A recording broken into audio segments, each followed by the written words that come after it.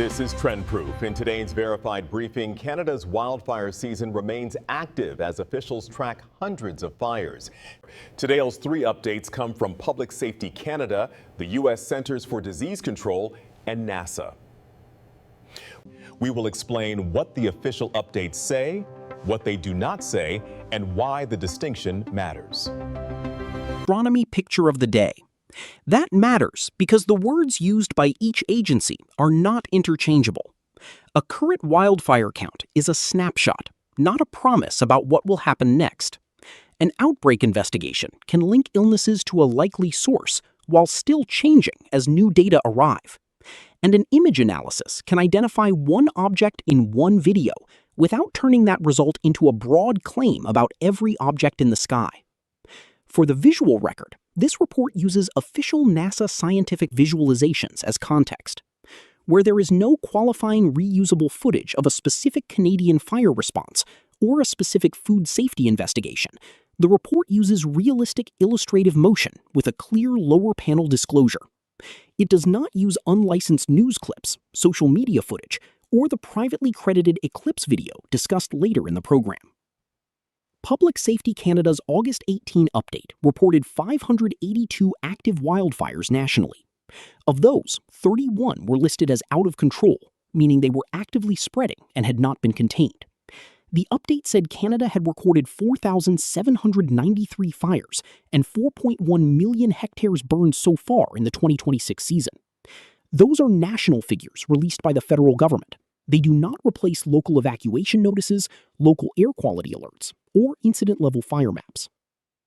The federal update described a season shaped in several areas by extended heat, low humidity, and dry conditions. It specifically discussed the impacts of intense wildfire activity in northwestern Ontario during July, and persistent heat with below-normal precipitation in parts of southern British Columbia. It also said more than 10,000 people remained under evacuation orders in British Columbia at the time of the update. Officials did not say every region faces the same immediate danger. Their outlook was conditional. Environment and Climate Change Canada's forecast pointed to above-average temperatures across much of the country from August through September. Combined with drought and dryness in some areas, that could mean elevated wildfire risk in the weeks ahead. Natural Resources Canada modeling cited by the release expected southern British Columbia fires to remain active, while forecast precipitation could reduce activity.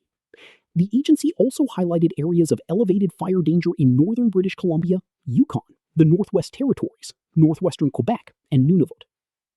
The important distinction is between a forecast of higher than normal fire danger and a forecast that a particular community will have a large fire. The government says those are not the same thing. In northern areas, for example, fire danger may be above normal at a time of year when it is often low, but that does not automatically mean large fires or significant growth are expected. The response side of the update also documents international and federal support. Public Safety Canada said more than 500 firefighters from Mexico, Costa Rica, New Zealand, and Australia had assisted Ontario and British Columbia over the summer. It also described federal support for evacuation, shelter, and First Nations emergency management needs. For anyone affected by smoke, wildfire, or evacuation conditions, local emergency authorities and official regional alerts, not a national news video, remain the appropriate source for immediate instructions. The second update concerns a U.S. food safety investigation. The CDC says public health officials in several states are investigating a multi-state outbreak of Salmonella javiana infections linked to jalapeno peppers. The agency's August 13 update says Whole Foods Market recalled products that contain jalapeno peppers on August 12. CDC also records that Taylor Fresh Foods recalled jalapeno peppers on August 8. The wording here is important. A recall notice is product-specific. The safest way to find out whether a product is included is to check the current official recall information and follow the package, store, or product details in that notice. This report cannot determine whether any item in a viewer's home is recalled, and it does not provide individual medical advice. CDC's investigation page describes how officials use epidemiologic and traceback data alongside laboratory evidence. It reported 345 known cases as of August 4 across 27 states, with 36 hospitalizations among 291 people with that information available, and no deaths reported in the table. The agency also cautioned that the true number may be higher than reported, and that recent illnesses can take weeks to be identified as part of an outbreak. The agency says epidemiologic and traceback data linked jalapeno peppers from Sinaloa, Mexico, distributed by Coast Citrus distributors, to the outbreak. CDC and FDA described a likely common grower in their traceback work. But an ongoing investigation is exactly that, a public health process that continues to collect data and update guidance. The CDC's current direction is direct. Consumers and businesses should check for recalled jalapeno peppers and should not eat, sell, or serve recalled products. One further point helps keep the story in proportion. CDC says Chipotle Mexican Grill and Qdoba stopped serving affected jalapeno peppers after being notified, and the agency says it does not consider there to be a current ongoing risk from those establishments to consumers in this outbreak. That statement is limited to the action described on the agency page. It is not a general finding about every restaurant, store, pepper, or foodborne illness. The final update begins with an object crossing a partially eclipsed sun in a video recorded in Spain on August 12th.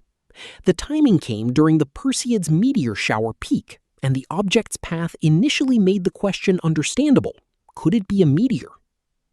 NASA's astronomy picture of the day did not stop at the first impression. Its August 19 analysis documented the video's frame rate, location, and local time. It considered the likely radiant point for Perseid meteors and compared the object's apparent size and brightness with what might be expected. The analysis then cross-referenced the recorded location, time, and location in the sky with a flight database. NASA's conclusion? The object was an airplane contrail. That answer is valuable precisely because it was based on a chain of evidence, not on a quick visual guess. The object could resemble a meteor to viewers because it crossed a dramatic astronomical scene at a time when the Perseids were near peak activity, but the available details pointed elsewhere. There is also a visual sourcing lesson. NASA credits the original Eclipse video to Juan Pablo Castaneda. This report does not use that private source video. Instead, it uses an official NASA Eclipse visualization as contextual footage, with a lower panel label stating that it does not show the analyzed object. Reusing a real visual responsibly includes explaining what the visual does and does not prove. The broader lesson is not that every unfamiliar object has a simple answer. It is that a good fact check makes its evidence visible. Time and location can be checked. A path across the sky can be compared with expected geometry. Public flight data can be consulted. And when the conclusion is narrower than the headline, the narrower conclusion is the honest one. These three stories are different, but their evidence standard is the same. In Canada, a national wildfire report provides a current count and a conditional outlook. It does not make local emergency decisions for viewers. In the CDC investigation, a recall update gives product-specific public health guidance. It does not replace official recall details or individual medical care. In NASA's Eclipse analysis, a surprising image is tested against location, time, physical scale, and a flight database, instead of being amplified as an unexplained event. That standard also governs the visuals in this report. Real agency footage or scientific visualization is used when it is source-cleared and relevant. Context footage is not presented as proof of a separate event. Generated scenes are labeled as illustrative. The aim is not just to show something compelling, it is to make clear what is documented, what is contextual, and what remains outside the record. Before we close, it is worth looking at how official updates change over time. In the wildfire update, the numbers describe an active season at one specific date. Fire counts, hectares burned, evacuation orders, precipitation, and smoke conditions can change quickly. A national update helps show the scale of response and the direction of risk, but a community-level notice is the source that governs an immediate evacuation, road closure, or air quality decision. The same timestamp principle applies to the CDC page. The investigation lists what officials knew on the update date, what recalls were announced, and how cases were counted. CDC also explains why outbreak figures can lag. Some people recover without being tested, and it can take several weeks to connect a recent illness to a larger pattern. That is why a recalled product check should use the current official notice rather than an old social media post, a reposted image, or a generic headline. NASA's Eclipse analysis shows a different but related method. A striking visual can create a fast theory, but when the date, position, apparent path, and a relevant external data source are checked together, the initial theory can change. In this case, the relevant answer was not a dramatic astronomical discovery, it was an airplane contrail. The correction is still newsworthy because the evidence trail is clear. For viewers, the practical standard is simple. Start with the issuing agency. Check the date. Look for the scope of the claim. Separate a forecast from an observation, a recall from a general warning, and contextual visual footage from evidence of the event itself. That is how a daily briefing can be useful without turning uncertainty into hype. This is TrendProof. For verified updates and context, follow TrendProof.